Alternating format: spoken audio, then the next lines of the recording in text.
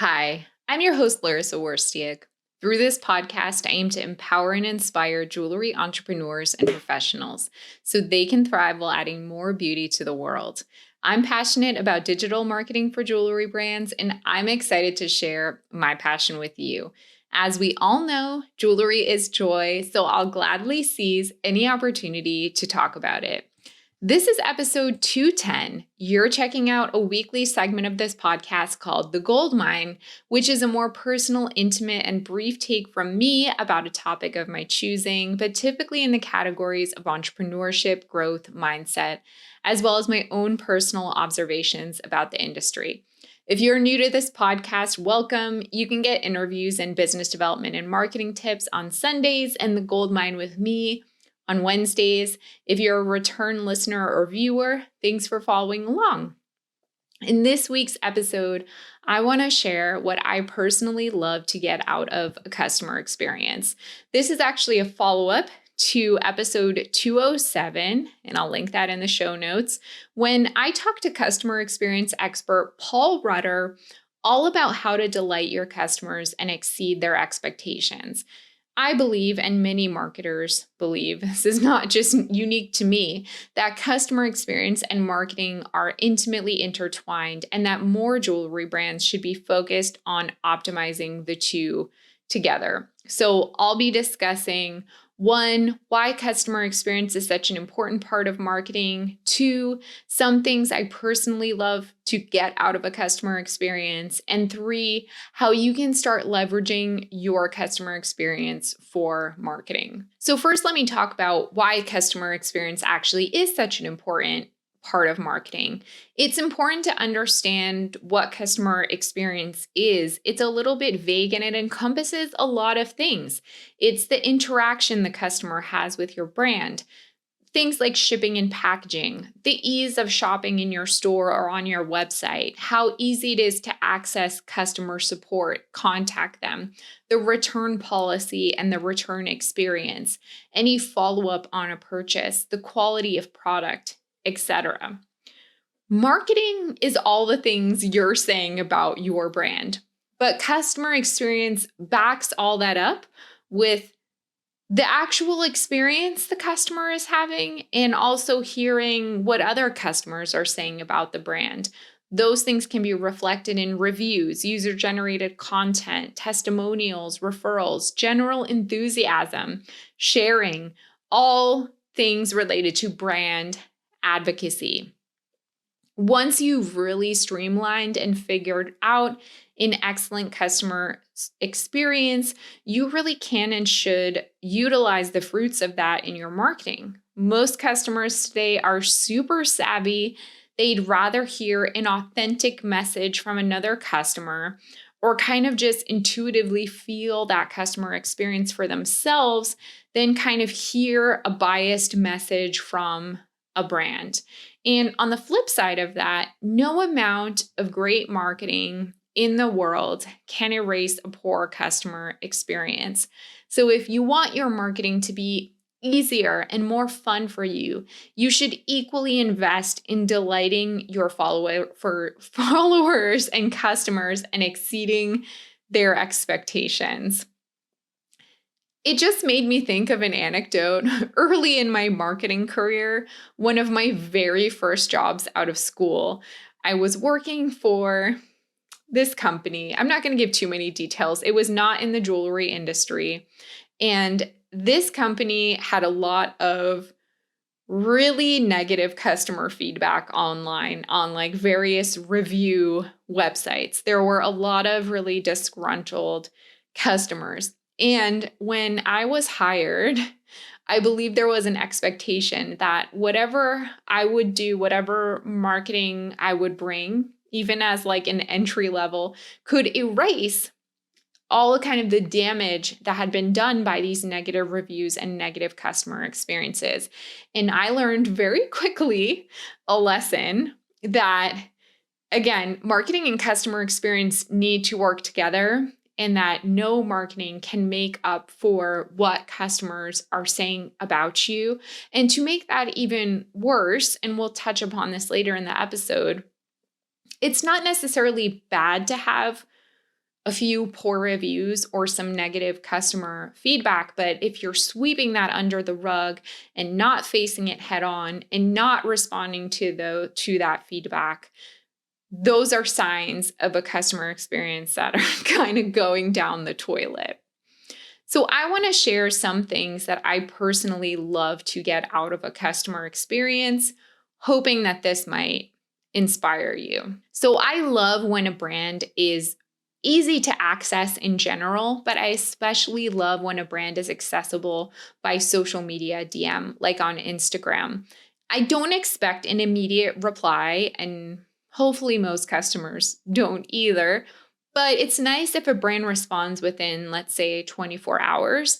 So it's really great for whoever your social media manager is, or even you, if you're managing your own feed, to have maybe like a scheduled time every day when you go through your DM message requests to see if there are any customers trying to ask you questions. If you take too long, I think it will cause annoyance. And there are many more customers now like discovering products through social media. And if that's their primary discovery channel or how they learn about your product, that's where they're going to want the service. They may not want to leave the app to like go to your website or find your customer service information. So it's really important to treat social media like a customer service platform. As I mentioned, I like the ease of customer service in general. So having live chat functionality on your website, maybe some kind of texting functionality or like a WhatsApp number so people can text you. That doesn't mean you have to be up at all hours being ready to address customer questions and needs. You could always have some kind of automated message for your off hours, but it is nice to be as prompt as possible in responding to customer inquiries. Another thing that's really important to me when it comes to customer experience, especially for jewelry, detailed e-commerce product pages. So multiple images showing different views of the product, perhaps product videos, something showing the product on a model to be able to see scale. I love the technical specs, measurements, materials information, a clear and interesting product description, easy to see and understand pricing. The return policy should either be linked right there or have like some kind of summary of it. The shipping information should also be there, and an option to contact customer support if necessary. I also love when a company does take the time to respond to any issues or concerns I've had.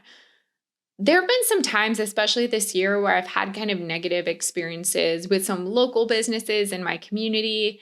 And oftentimes, I don't like going and like writing angry reviews right away. I'll try to reach out first directly to the business to see like what's up, or can you help me more, or like is there something that can be done here? And there are cases where like I've been ignored and it just makes me feel like they don't care. I believe if they had responded, even if I was unhappy, that I would give them another chance and I would not write anything negative about them. But in some cases, if the business does not address my concern, I will go on a review site and kind of say, just for other people to be aware that this problem happened and like be careful because this might happen to you. And not only that, but they won't try to make it better or like find a way to help you if you have a bad experience. And that for me, that's important to share with other consumers. So I love when a company responds, even when it's kind of like a negative or awkward situation. Another thing I love about a customer experience is when I get a package delivered and there's some kind of beautiful or unexpected element to the packaging. Whether that's like a handwritten card, some kind of just beautiful detail on the packaging, an insert, an unexpected small gift or goodie. I love all of that. And then after the purchase, after I receive something, personalized follow-up. If it's a small business and the owner or someone on their team reaches out to me directly, I love that. Even if they ask me how I feel about it, can I leave a review? Do I have any feedback for them? I love that. On a bigger scale, it can be done automatically, automated, but still feel really personal. And I think it's important to have that follow-up. Speaking of messaging, especially email marketing, I love when I get email marketing campaigns that are tailored to me and my own purchase and browsing history, because that really helps me have a fun and easy shopping experience. So that can be done through various email marketing platforms. It could be done through segmenting your customer behavior. It doesn't have to be something you do with every email campaign, but like every so often having a campaign that's really tailored to a certain group of subscribers and making them feel special and like the messaging is really for them. And then finally, I love when brands that I shop frequently do ask me for my opinion, whether that's in the form of a survey or even just write back to this message and tell us what you think or leave a review, because it makes me feel like they truly value my feedback and that they want to kind of make changes and improvements based on the experience that I've had.